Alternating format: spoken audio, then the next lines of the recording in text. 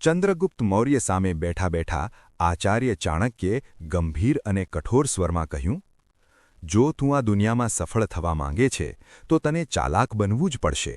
જો તું ચાલાક નહીં બને તો આ દુનિયા તને પગ તળે કચડી નાખશે. આ જગતમાં સીધા-સાદા અને ભોળા લોકો માટે કોઈ જગ્યા નથી. જો તું ભોળો બની રહેવાનો વિચાર કરે છે તો એ સ્વીકારી લે કે સફળતા હંમેશા માટે તારા હાથમાંથી છીનવાઈ જશે. યાદ રાખ, તારે તારા મગજનો સાચો ઉપયોગ કરવો પડશે. હવે ધ્યાનથી સાંભળ. આ છે સફળતાના 10 નિયમ. નિયમ નંબર 8. ક્યારેય તારી કમજોરી દેખાડશો નહીં, નહીંતર લોકો તારો ફાયદો ઉઠાવશે. આ દુનિયામાં 2 પ્રકારના લોકો હોય છે. એક જે શિકાર કરે છે અને બીજા જે શિકાર બને છે. જો તું તારી કમજોરી લોકોને દેખાડી તો એ સમજજે કે તું પોતે જ શિકાર બનવા માટે આમંત્રણ આપ્યું. લોકોને આ વાતથી કોઈ ફરક પડતો નથી કે તારો દિલ કેટલો સાફ છે અથવા તારા ઈરાદા કેટલા સાચા છે. તેમને ફક્ત એક નબળો માણસ જોઈએ, જેનાનો તેઓ પોતાના સ્વાર્થ માટે ઉપયોગ કરી શકે. જ્યારે તું તારી મુશ્કેલીઓ દરેક સાથે વહેંચતો ફરશે તો 99% લોકો ફક્ત સાંભળશે પણ મદદ કોઈ નહીં કરે. ઉલટું, તેઓ તારી કમજોરીનો લાભ કેવી રીતે ઉઠાવવો એની યોજના બનાવશે. જ્યારે તું તારી લાગણીઓ, તારી મુશ્કેલીઓ અને તારી પરેશાનીઓ ખુલ્લેઆમ બધાને કહે છે, ત્યારે મોટાભાગના લોકો તને સમજવા કે મદદ કરવા બદલે તારી સ્થિતિનો ફાયદો કેવી રીતે લેવાય એ વિચારે છે.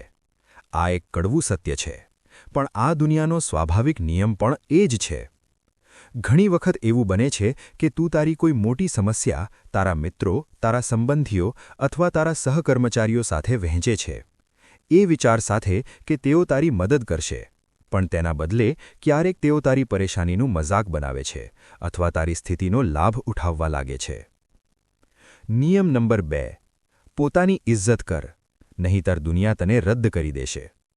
જો તું પોતાને ઇજ્જત નહીં આપો તો દુનિયા પણ તને એક બેકાર વસ્તુ સમજે, જેને જ્યારે મન થાય ત્યારે ઉપયોગ કરે અને પછી ફેંકી દે. આ દુનિયા ફક્ત તેમને જ મહત્વ આપે છે જે પોતાને મહત્વ આપતા જાણે છે. જો તું પોતાનું મૂલ્ય પોતે જ ઓછું કરી દેશે તો દુનિયા તને કચરાની જેમ બાજુએ ફેંકી દેશે. આત્મસન્માનની પહેલી શરત એ છે કે તું પોતાને એ ઇજ્જત આપ જેનો તું હકદાર છે. જ્યારે તું પોતાને ઇજ્જત આપશે ત્યારે જ દુનિયા પણ તને ઇજ્જત આપશે. આત્મસન્માન કેમ જરૂરી છે? વિચાર. જો તું પોતાને એક સામાન્ય પથ્થર માને તો લોકો તને લાત મારીને આગળ વધી જશે, પણ જો તું પોતાને એક કિંમતી હીરા તરીકે જુએ તો લોકો તને સંભાળીને રાખશે, તારી કદર કરશે. દુનિયાનો નિયમ એવો જ છે. લોકો તારી કિંમત એટલી જ સમજે છે જેટલી કિંમત તું પોતે પોતાની રાખે છે. જો તું પોતાને નબળો અને તુચ્છ માને તો લોકો પણ તને એ જ નજરથી જોશે. જો તું તારો આત્મસન્માન ગુમાવી દેશે તો દુનિયા તારી કોઈ પરવા નહીં કરે, પણ જો તું પોતાને શક્તિશાળી, માનનીય અને લાયક માને તો લોકો પણ તને એ જ રીતે વર્તશે. નિયમ નંબર 3. સાચા શબ્દો સાચા સમયે બોલ, નહીંતર કોઈ તને ગંભીરતાથી નહીં લે. શબ્દો અમારી શક્તિ છે અને તેમનો ઉપયોગ એક કળા છે. સાચા શબ્દોની પસંદગી અને યોગ્ય સમયે તેમનો ઉપયોગ અમારા આત્મવિશ્વાસ, અમારા પ્રભાવ અને અમારી અસર વધારતો હોય છે. જો તું વિચાર્યા વગર બોલે તો સામેનો માણસ તને હલકામાં લઈ શકે અને તારા શબ્દોમાં વજન નહીં રહે. પણ જો તું વિચારીને અને યોગ્ય સમયે શબ્દો બોલે તો તારા શબ્દોમાં શક્તિ હશે અને લોકો તેને ગંભીરતાથી લેશે. ઉદાહરણ તરીકે, એક વખત એક યુવાન અરુણ પોતાના બોસ સાથે વાત કરવા ગયો. તે બહુ ગભરાયેલો હતો અને તેને ખબર ન હતી કે શું બોલવું. તે ઝડપથી બોલવા લાગ્યો, પણ શું બોલી રહ્યો છે એનો ખ્યાલ રાખ્યો નહીં. તેના બોસે તેની વાતને હલકી રીતે લીધી અને તેની રાયને અવગણાવી. અરુણને સમજાયું કે જો તે શાંત રહીને વિચારીને બોલ્યો હોત તો તેની વાતોમાં વજન આવી શકતું. એક સફળ નેતા અથવા પ્રભાવશાળી વ્યક્તિ હંમેશા જાણે છે કે ક્યારે ચૂપ રહેવું અને ક્યારે બોલવું. સાચા શબ્દો અને યોગ્ય સમયે તેમનો ઉપયોગ તેમની સફળતાની ચાવી બને છે. જો તું શબ્દોને પસંદગીપૂર્વક અને સાવધાનીથી બોલે તો તારા શબ્દો અસર કરશે અને લોકો તને ગંભીરતાથી લેશે. નિયમ નંબર 4. મતલબ વગર કોઈ તારો સગો નથી.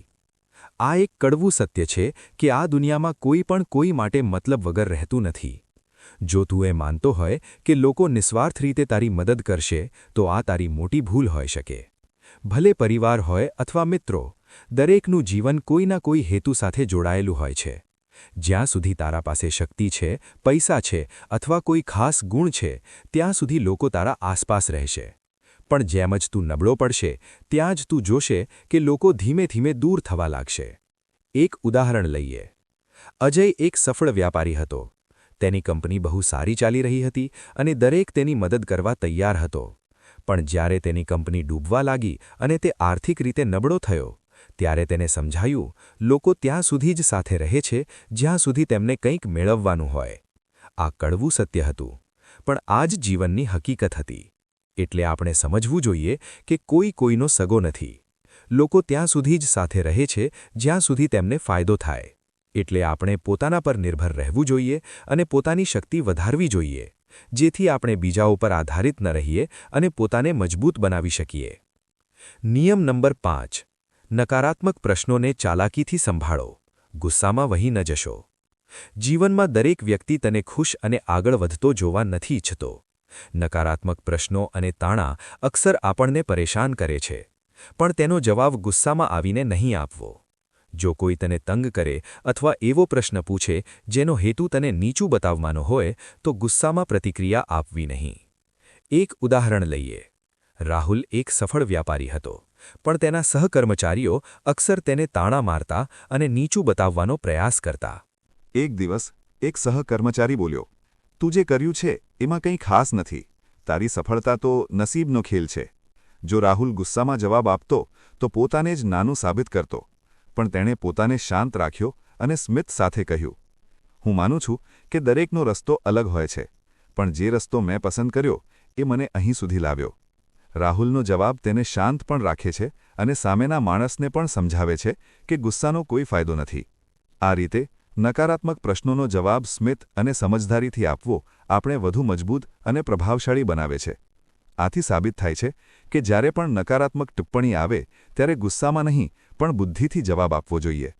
આથી માનસિક શક્તિ વધે છે અને સામેનો માણસ ફરી તને તંગ કરવાનો પ્રયાસ નથી કરતો. નિયમ નંબર 6. ધીરજ રાખ, નહીંતર વિનાશ નક્કી છે. ધીરજ એક ગુણ છે જે કોઈ પણ સફળતાની પાયા છે. ધીરજ ન રાખીએ તો ઉતાવળના જાળમાં ફસાઈ જઈએ, જે આપણને નુકસાન પહોંચાડે છે. જીવનનું સૌથી મોટું સત્ય એ છે કે સૌથી સફળ લોકો ક્યારેય ઉતાવળમાં નિર્ણય લેતા નથી. તેઓ યોગ્ય સમયની રાહ જુએ છે.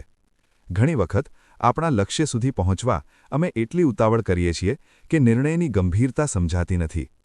એ જ કારણ છે કે ઘણા લોકો રસ્તામાં જ હારી જાય છે. એક વેપારી ઝડપથી પૈસા કમાવાની લાલચે ખોટું રોકાણ કરે તો ફક્ત પૈસા જ નહીં પણ આખી કંપની પણ ડૂબે છે. જ્યારે બીજો વેપારી ધીરજ રાખે, યોગ્ય સમય જુએ અને ધીમે ધીમે કંપની મજબૂત કરે, એ સફળતાની ઊંચાઈએ પહોંચે છે. એટલે ધીરજ રાખવી જોઈએ, કારણ કે યોગ્ય સમયે કરેલું કાર્ય જે સાચી સફળતા આપે છે. જ્યારે તું ધીરજ રાખશે ત્યારે તું પોતાને અને પોતાના નિર્ણયોને સમયની કસોટી પર તોડી શકશે અને ત્યારે જ તને સાચી સફળતા મળશે. નિયમ નંબર 7. વિચારીને બોલ, નહીંતર લોકો તને નબળો સમજશે. અમારા શબ્દો અમારા વ્યક્તિત્વનો અરીસો છે. અમે જે બોલીએ છીએ તે સામેના માણસ પર ઊંડો પ્રભાવ પાડે છે. વિચાર્યા વગર બોલીએ તો આત્મવિશ્વાસ ઘટે છે અને લોકો તને નબળો માને છે. દરેક સમયે બોલવું જરૂરી નથી, પણ જ્યારે બોલીએ ત્યારે શબ્દોને તોલીને બોલવા જોઈએ. એક ઉદાહરણ. એક વખત એક નેતા પોતાના સમર્થકો વચ્ચે ભાષણ આપી રહ્યો હતો. તે આત્મવિશ્વાસી હતો, પણ વિચાર્યા વગર બોલેલા શબ્દો લોકોને હસવા લાગ્યા. તેની વાતોમાં ગંભીરતા રહી નહીં અને તેની છબી નબળી પડી ગઈ. જો તેણે દરેક શબ્દ વિચારીને બોલ્યો હોત તો અસર ઘણી વધારે હોત. એ જ રીતે જો આપણે વિચાર્યા વગર બોલીએ તો લોકો આપણને હલકામાં લેશે. મોટા નેતાઓ અને સફળ લોકો હંમેશા જાણે છે કે ક્યારે કયો શબ્દ વાપરવો. તેઓ પોતાની વાતોને વજનદાર બનાવે છે, જેથી સામેનો માણસ તેમને ગંભીરતાથી લે. વિચારીને બોલવાનો અર્થ ચૂપ રહેવું નથી, પણ શબ્દોને ચોક્કસતા અને આત્મવિશ્વાસ સાથે કહેવું. આ જ રીત આપણને પ્રભાવશાળી બનાવે છે. જો તારી જીભ પર નિયંત્રણ નથી તો એ તારો સૌથી મોટો શત્રુ બની શકે છે. પણ જો તું તેને કાબૂમાં રાખી શકીશ તો એ જ જીભ તારી સૌથી મોટી શક્તિ બનશે. નિયમ નંબર 8. આંખોમાં આંખો નાખીને વાત કર, નહીંતર લોકો તને નબળો સમજશે. આત્મવિશ્વાસનો સૌથી મજબૂત સંકેત અમારી બોડી લેંગ્વેજ છે, અને તેમાં આંખોની ભૂમિકા મોટી છે. જ્યારે તું કોઈ સાથે આંખોમાં આંખો નાખીને વાત કરે છે તો સામેના માણસને સંદેશ મળે છે કે તું આત્મવિશ્વાસી છે. આ આંખોમાં નજર નાખવી એ બતાવે છે કે તું ખોટું નથી બોલતો, તું સચ્ચો છે, ઈમાનદાર છે અને કોઈથી ડરતો નથી. આ નાની વાત આપણે માનસિક રીતે મજબૂત બનાવે છે. આંખોમાં નજર નાખીને વાત કરવી ફક્ત અસર જ નથી કરતી, પણ અંદરનો આત્મવિશ્વાસ પણ વધારે છે. એ બતાવે છે કે તું પોતાના વિચારો અને લાગણીઓ સાથે સંપૂર્ણ રીતે સચ્ચો છે. જ્યારે તું સામેના ચહેરા તરફ જુએ છે ત્યારે તું પોતાને વધુ સશક્ત અને સક્ષમ અનુભવે છે. નિયમ નંબર 9. બેઇજ્જત અને લક્ષ્યહીન લોકોથી દૂર રહો. અમારું જીવન તેમની સાથે જ ઢળે છે જેના સાથે આપણે સમય પસાર કરીએ છીએ. જો આપણે એવા લોકો સાથે રહીએ જેઓ પાસે જીવનમાં કોઈ દિશા નથી, જેઓ હંમેશા ટીકા કરે છે અને પોતાના લક્ષ્ય પર ધ્યાન નથી આપતા, તો ધીમે ધીમે અમે પણ એમના જેવા બની જઈએ છીએ. આવા લોકો સાથે રહેવું ક્યારેય ફાયદાકારક નથી. તેમનો નકારાત્મક પ્રભાવ અમારા વિચાર અને કાર્ય કરવાની રીતને બદલી નાખે છે અને આપણે પણ નિષ્ક્રિય બની જઈએ છીએ. નિયમ નંબર 10. પોતાની વિચારધારાને હંમેશા વિશાળ રાખો, કારણ કે નાની વિચારવાળા લોકો ક્યારેય આગળ વધતા નથી. અમારી વિચારધારા અમારું ભવિષ્ય નક્કી કરે છે. જો આપણે નાની વિચારોથી સંતોષ માનીએ તો મોટા સપના ક્યારેય નહીં જોઈ શકીએ. વિશાળ વિચાર આત્મવિશ્વાસ વધારશે અને નવી ઊંચાઈઓ સુધી પહોંચવા તૈયાર કરશે. મોટા વિચાર સાથે મોટી યોજનાઓ બને છે, મોટા લક્ષ્યો નક્કી થાય છે અને એ લક્ષ્યો આપણે સતત પ્રેરણા આપે છે. એક ઉદાહરણ કલ્પના કરો.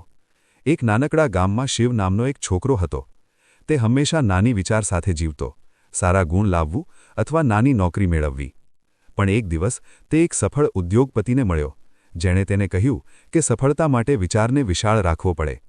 શિવે આ વાત ગંભીરતાથી લીધી અને પોતાના લક્ષ્યો મોટા કર્યા.